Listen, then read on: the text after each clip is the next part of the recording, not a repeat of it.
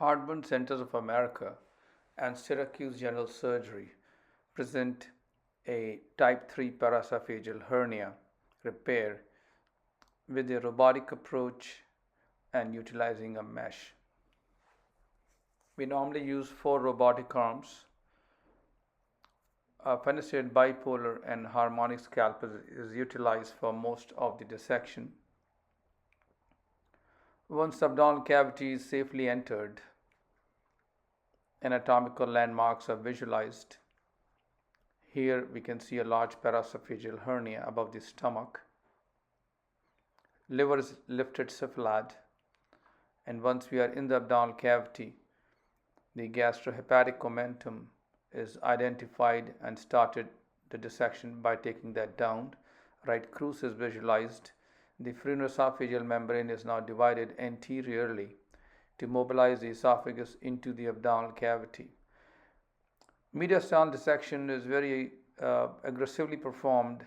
As high as possible, we will travel into the mediastinum to mobilize the esophagus as much as possible into the abdominal cavity to avoid future recurrences. Stomach is then retracted out, and the gastrophrenic ligament is visualized here, which is taken down. Once we have divided that, we have a window behind the fundus, which is then utilized to dissect the left crura by taking down the adhesions, and the further fundoesophageal membranes are taken down. Once that membrane is divided and further lengthening of esophagus is obtained, a Penrose drain is passed behind the esophagus, which is utilized to control the entire mobilization of esophagus from here on to avoid any direct injury to esophagus. We continue to perform a circumferential dissection, as I mentioned earlier, and our goal is to at least 3 to 4 centimeters of esophagus should be brought into the abdominal cavity for a good fundoplication and avoid future recurrences. Circumferential dissection is continued. Good hemostasis is necessary. Once that is done, the short gastrics are taken down very carefully, avoiding any injury to the splenic capsule.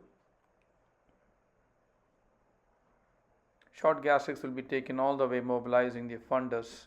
Once the fundus is mobilized, the primary hiatal repair is started by using a zero V-lock stitch. We have started using this suture from last 4 to 5 years without any issues.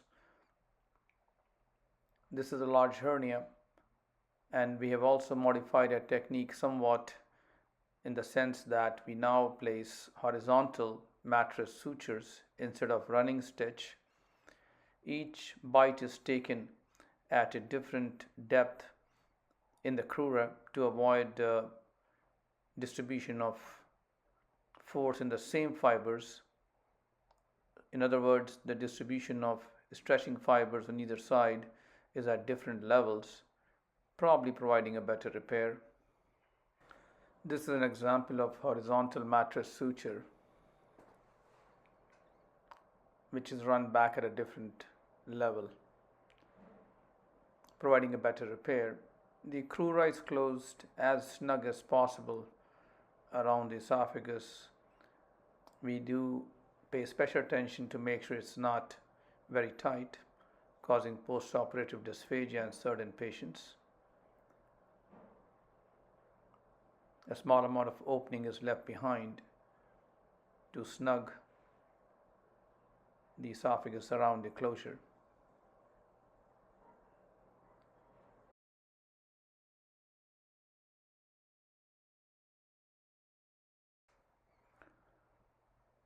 Once we are satisfied with the closure, in this case the anterior lip is also open, and we required another stitch in that area for a better repair.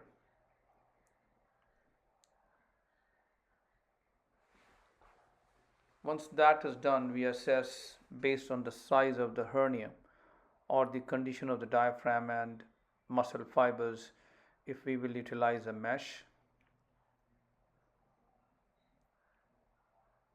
We have been using BioA degradable mesh.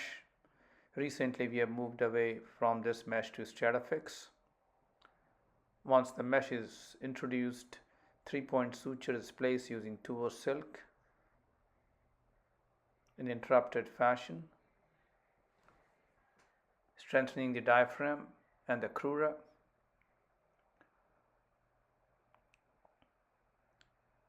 Once that is done, we are now free to bring the fundus around and perform our posterior or toupee fundoplication, which is our current practice at this point of time.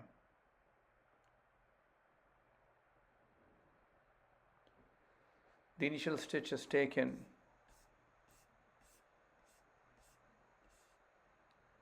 in the upper part of the esophagus through the mesh into the fundus.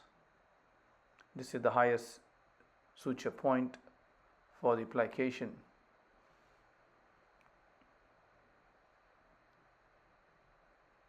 Once that is complete, it sort of sets up the fundus, how much rotation you would like around it. This is also performed with tuvo silk interrupted sutures.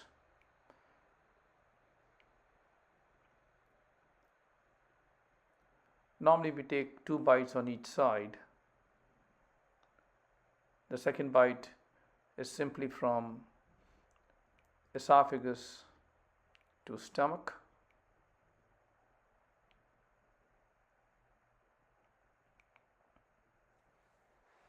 This is a 270 wrap. We have stopped performing Nissen fundoplications since last 10 years.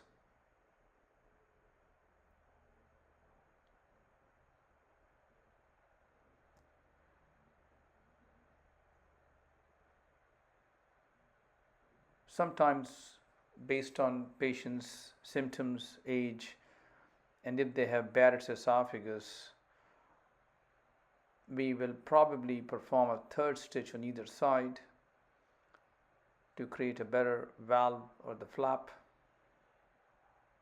But most of the times we are satisfied with 2 sutures on each side.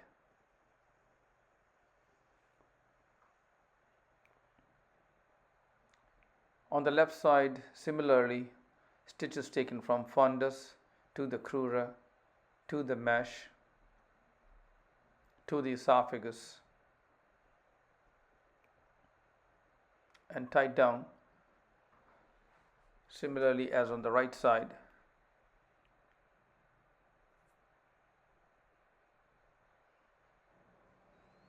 Once that is done, again it sets up the lower part of the fundus to be sutured onto the esophagus, creating the complete flap as shown here.